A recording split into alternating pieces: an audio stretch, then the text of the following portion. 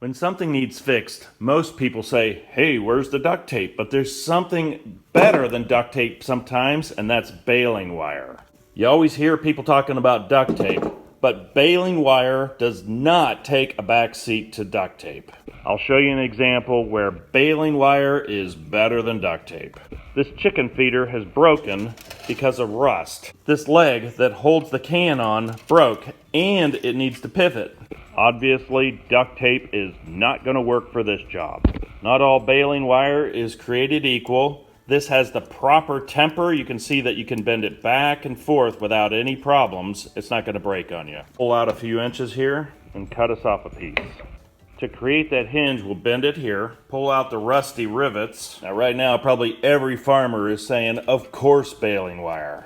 We'll slide this wire in here, put the leg in here. This is where the old-fashioned pliers come in handy. Grip that wire right at the base. With a firm handhold, start twisting.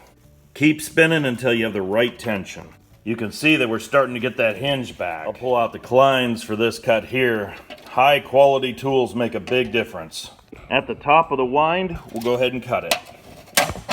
Now the real question, is this repair gonna last? Chances are, this will last another 10, 15 years. We'll get this thing back together and back into service. We'll fill this thing back up with food. This old one will work better than all the new ones that they make these days. I'll show you a few necessary modifications to a feeder like this. I can't believe the manufacturer doesn't do this. First, I'll explain the problem. The chickens, they'll just peck this food right out onto the ground and it all goes to waste. Watch what happens when we put a second pan in here. Now, when the chickens peck, the food goes into the second tray and all your food is saved. If not, all goes on the ground. The second major problem is the chickens jump up here and they perch and they just make a mess all through this. And when they eat all the food down, sometimes they can't get out of this. To fix this, take an old plastic container and press it nice and tight. Now the chickens can't get in there and make a mess out of everything. This is the first time the chickens are coming out of the coop and exploring their new space. Eventually, these guys will be full free-range chickens. I built this auto watering system to make things easier. I fill this pretzel container up with water. The water goes through the PVC and down into this hen hydrator.